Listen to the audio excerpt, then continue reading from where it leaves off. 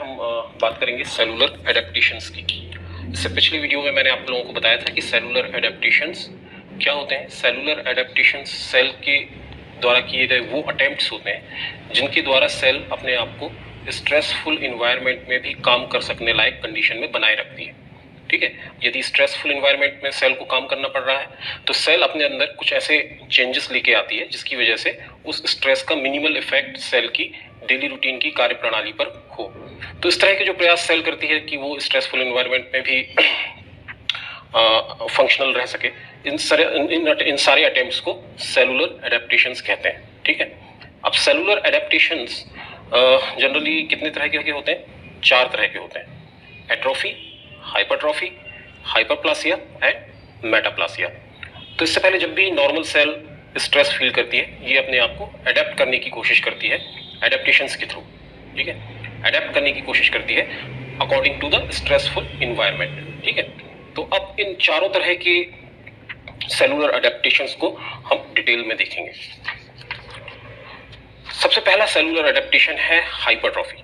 Hypertrophy, जैसा कि नाम से ही पता चल रहा होगा आपको कि hypertrophy is increase in cell size and functional ability of cell due to increase synthesis of intracellular components. मतलब हाइपरट्रॉफिक एडेप्टेशन के दौरान सेल अपने अंदर क्या परिवर्तन या एडेप्टेशन लेकर आती है कि ये अपने साइज को पहले की तुलना में काफी इंक्रीज कर लेती है। जैसे कि डायग्राम से भी आपको पता चल रहा होगा कि ये नॉर्मल सेल है और हाइपरट्रॉफी में ये सेल अपने साइज को बढ़ा चुकी है। मतलब increase in cell size and functional ability of cells occur in hypertrophy. But यहाँ पर ध्यान देने वाली बात यह है कि नंबर ऑफ सेल्स जो है वो ज्यों के त्यों रहते हैं, सेम रहते हैं, एज इट इज रहते हैं। ठीक है, बट इनका साइज जो है वो इंक्रीज हो जाता है हाइपरट्रॉफी में। अब कॉज की बात करें कि हाइपरट्रॉफी क्यों होती है, तो हाइपरट्रॉफी के फिजियोलॉजिकल कॉजेज भी हैं और पैथोलॉजिकल कॉजेज भी हैं। तो सबसे पहले फिजियोलॉजिकल कॉजेज की बात करें तो प्रेगनेंसी के समय यूटेरस का साइज में बड़ा हो जाना एक तरह का हाइपरट्रॉफी ही है। ठीक है, क्योंकि प्रेगनेंसी के समय यूटेरस कुछ हार्मोन के इन्फ्लुएंस में रहता है जैसे कि ईस्ट्रोजन एंड प्रोजेस्टेरोन।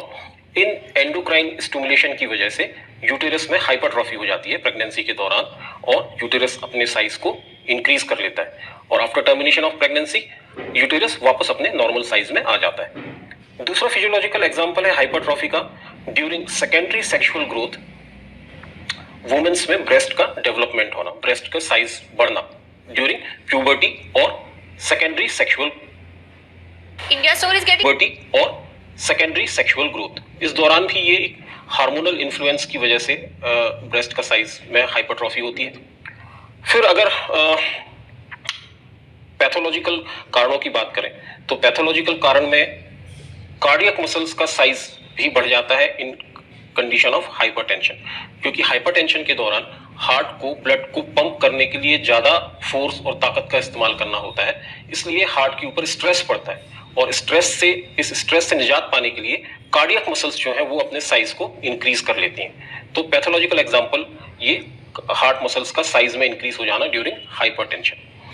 ये हाइपरट्रॉफी फिजियोलॉजिकल और मैकेनिकल डिमांड के बढ़ जाने की वजह से भी होती है। जैसे कॉमन टाइप की फिजियोलॉजिकल हाइपरट्रॉफी आप देख सकते हैं जो जिम गोइंग एथलीट्स रहते हैं, जो जिम जाते हैं, उनके बाइसेप्स और ट्राइसेप्स के साइज में इंक्रीज हो जाना, उनके साइज का बढ़ जाना भी हाइपरट्रॉफी का एक एग्जांपल है। ठीक है, ये क्यों होता है? Because of increase mechanical demand, क्योंकि सेल्स को काफी ज्यादा ओवरलोड वर्क करना होता है, काफी ज्यादा वर्कलोड बढ़ जाता है सेल्स के ऊपर, तो ये अपने आप को इस स्ट्रेस से ओवरकम करने के लिए अपने साइज को इंक्रीज कर लेते हैं। ठीक है, तो इसलिए जिम गोइंग जो एथलीट्स रहते हैं उनके बाइसेप्स और ट्राइसेप्स का साइज भी बढ़ जाता है। और यही कारण कार्डियक मसल्स के साथ भी होता है, क्योंकि उन्हें भी एक्स्ट्रा वर्क करना पड़ता है ब्लड को पंप करने के लिए यदि किसी व्यक्ति को हाइपरटेंशन है, तो इसी वजह से कार्डियक मसल्स का साइज भी हाइपरटेंशन के दौरान बढ़ जाता है और ये दोनों ही हाइपरट्रॉफी के एग्जाम्पल है। तो यहाँ पर आपको हाइपरट्रॉफी में क्या बात ध्यान रखने लायक है कि हाइपरट्रॉफी में नॉर्मल जो सेल्स रहती हैं इनका साइज इंक्रीज हो जाता है without increasing number of cells. दूसरा टाइप है एडेप्टेशन का, that is atrophy. Atrophy is just opposite to the hypertrophy. जहां हाइपरट्रॉफी में सेल का साइज इंक्रीज हो रहा था, उसकी फंक्शनल एबिलिटी इंक्रीज हो रही थी, वहीं एट्रोफी में सेल का साइज डिक्रीज हो जाता है और उसकी फंक्शनल एबिलिटी भी कम हो जाती है। Atrophy is decrease in cell size and functional ability. यहाँ डायग्राम से भी आपको समझ में आ रहा होगा कि ये नॉर्मल सेल्स हैं और ये एट्रोफी के दौरान श्रिंक होके छोटी हो जाती हैं। ठीक है, यहाँ पे भी नंबर ऑफ सेल्स तो इंटैक्ट रहते हैं, number of cells as it is रहते हैं, बट सेल का साइज जो है वो श्रिंक हो जाता है या छोटा हो जाता है। अब कॉजेस की बात करें, एट्रोफी के कॉजेस क्या है? तो यदि हम किसी भी ऑर्गन को या किसी भी टिश्यू को या किसी भी हमारे लिम्स वगैरह इनको अगर हम लंबे समय तक इस्तेमाल ना करें तो उन ऑर्गन्स में एट्रोफी देखने को मिलती है, यानी कि वो ऑर्गन्स या जो लिम्स हैं वो साइज में छोटे हो जाते हैं अगर हम उनका लंबे समय तक इस्तेमाल ना करें, उन्हें इमोबिलाइज कंडीशन में रखें। ठीक है, तो एक तो ये कारण हो गया एट्रोफी का। दूसरा कारण है इश्चीमिया। यदि प्रॉपर ऑक्सीजन सप्लाई नहीं मिल रही है या प्रॉपर ब्लड सप्लाई नहीं है किसी ऑर्गन में, तो उस ऑर्गन की टिश्यू को ऑक्सीजन की कम सप्लाई मिलने की वजह से वो उस ऑर्गन की टिश्यूज की जो सेल्स हैं वो श्रिंक हो जाती हैं या छोटी हो जाती हैं, जिसे एट्रोफी कहते हैं। फिर तीसरा कारण है मालन्यूट्रिशन। इसमें आपने क्वाशियोरकर और मरस्मस से पीड़ित कभी किसी बच्चे को देखे, वो उनके लिम्स और उनकी जो ओवरऑल बॉडी डेवलपमेंट है वो काफी कम रह जाती है। तो इसकी वजह है एट्रोफी, क्योंकि उनकी बॉडी में जो सेल्स के साइज है वो श्रिंक हो जाते हैं। ठीक है, क्वाशियोरकर और मरस्मस कंडीशन में। तो माल न्यूट्रिशन भी एक कारण होता है एट्रोफी का। फिर डिक्रीज हार्मोनल स्टिमुलेशन।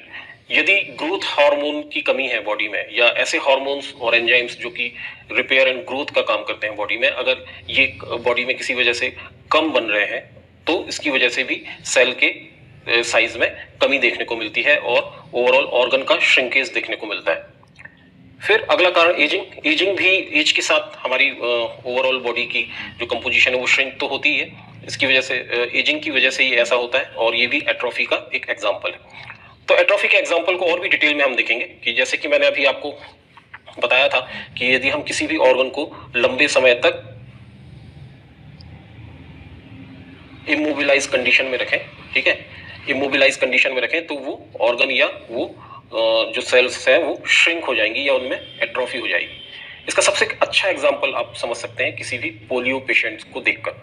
आपने देखा होगा कि अक्सर पोलियो पेशेंट्स के जो पैर रहते हैं वो एक जैसे नहीं रहते, उसमें एक पैर जो रहता है वो काफी सिकुड़ा हुआ या दुबला रहता है। ठीक है, तो ऐसा क्यों होता है? क्योंकि पोलियो का जो पेशेंट रहता है उसकी बॉडी में पोलियो वायरस, जिसकी वजह से पोलियो होता है, पोलियो वायरस क्या करता है, उस व्यक्ति की एंटीरियर हॉर्न सेल जो स्पाइनल कॉर्ड में होती है, स्पाइनल कॉर्ड की एंटीरियर हॉर्न सेल को डैमेज कर देता है और इन एंटीरियर हॉर्न सेल के डैमेज होने की वजह से पोलियो का पेशेंट अपने स्केलेटन मसल्स को इस्तेमाल नहीं कर पाता और इसी की वजह से उन हिस्सों में जहां पे वो स्केलेटन मसल्स का इस्तेमाल नहीं कर पा रहा है वो हिस्से शरीर के छोटे रह जाते हैं या श्रिंक हो जाते हैं या सिकुड़ जाते हैं। तो अक्सर आपने देखा होगा कि जो पोलियो पेशेंट्स की जनरली पैरों में अफेक्ट होता है तो उनके जिस भी लेग या जिस भी लिम्ब में पोलियो है वो श्रिंक हो जाता है या छोटा रह जाता है। दूसरा कारण है एट्रोफी का, नॉर्मल कारण है एजिंग।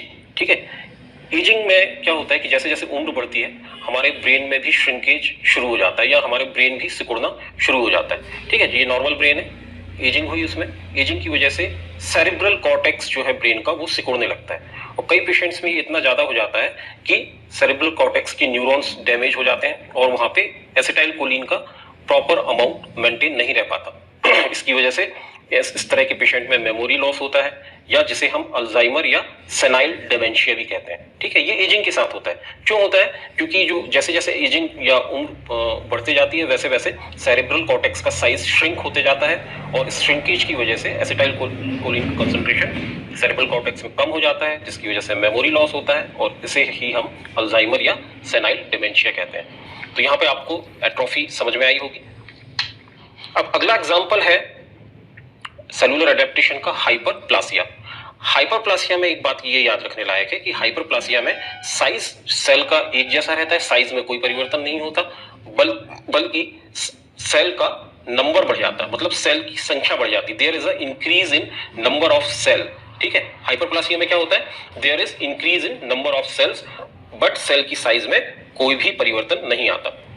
यहां पर ये एक चीज देखने लायक है कि नर्व सेल, कार्डियक मसल और स्केलेटन मसल, इनमें कभी भी हाइपरप्लासिया नहीं पाया जाएगा, ये बात आपको याद रखना है। ठीक है, तो जैसे कि डायग्राम से यहां समझ में आ रहा है ये नॉर्मल सेल है, अगर इनमें हाइपरप्लासिया हुआ तो सेल में क्या बढ़ेगा, सेल का काउंट बढ़ जाएगा, नंबर ऑफ सेल्स इंक्रीज हो जाएंगे, और इस कंडीशन को या इस एडेप्टेशन को कहते हैं हाइपरप्लासिया। हाइपरप्लासिया के कॉजेस की अगर हम चर्चा करें तो ये फिजियोलॉजिकल भी होता है और पैथोलॉजिकल भी होता है। तो पहले हम फिजियोलॉजिकल कॉज देखते हैं, जैसे कि लीवर। यदि हम किसी व्यक्ति का लीवर का थोड़ा सा हिस्सा काटकर निकाल दें, तब भी लीवर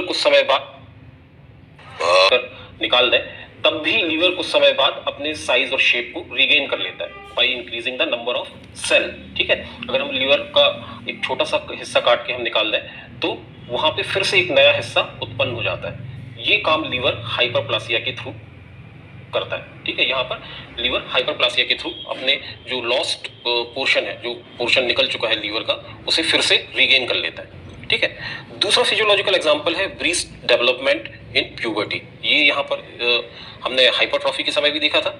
ठीक है, ये एग्जांपल है हाइपरप्लासिया का। प्यूबर्टी के समय भी हाइपरप्लासिया की वजह से ब्रेस्ट डेवलपमेंट होता है।